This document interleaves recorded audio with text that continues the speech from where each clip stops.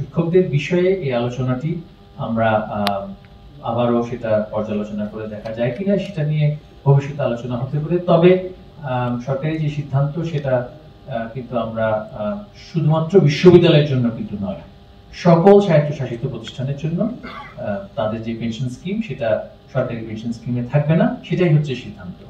সেক্ষেত্রে বিশ্ববিদ্যালয়ের জন্য আলাদা কিছু করতে হলে কিন্তু সেইভাবে করে অর্থ মন্ত্রণালয়ের সাথে আলোচনা করে একটা আলাদা উপায় বের করতে হবে। আমরা তাদের বিশ্ববিদ্যালয়ের শিক্ষক বৃন্দদের বেশ কিছু নেতৃবৃন্দ ইতিমধ্যে আমাদের সাথে আলোচনা করেছেন, আমাদেরকে একটি তুলনামূলক চিত্র তারা দেখিয়েছেন।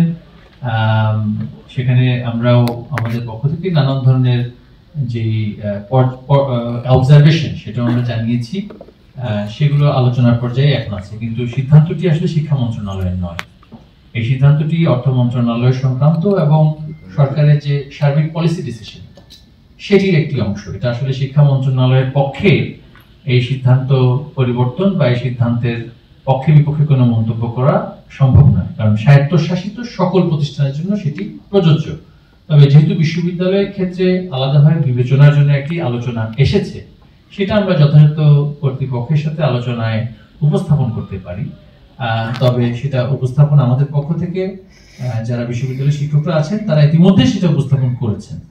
অচলাবস্থা সৃষ্টি হওয়ার বিষয়টি নিয়ে আমি এই মুহূর্তে কিছু বলছি না। তারা যেহেতু তাদের একটি কর্মসূচি ঘোষণা করেছেন, আমরা আমাদের দেশ গণতান্ত্রিক দেশ, সেখানে সকলেরই রাজনৈতিক এবং বাক স্বাধীনতার অধিকার আছে এবং এর মাধ্যমে কিন্তু আমরা শৃঙ্খলাজনিত যে সমস্ত বিধিবিধানগুলো আছে সেগুলো দ্বারা তারা বাড়িত নন। যেহেতু তারা বাড়িত নন সেহেতু তারা একটা ঘোষণা দিয়েছেন। এই অচলাবস্থা আগামীকাল থেকে যদি শুরু হয়ে থাকে, আমরা পরিস্থিতি বিবেচনায় ব্যবস্থা নিব।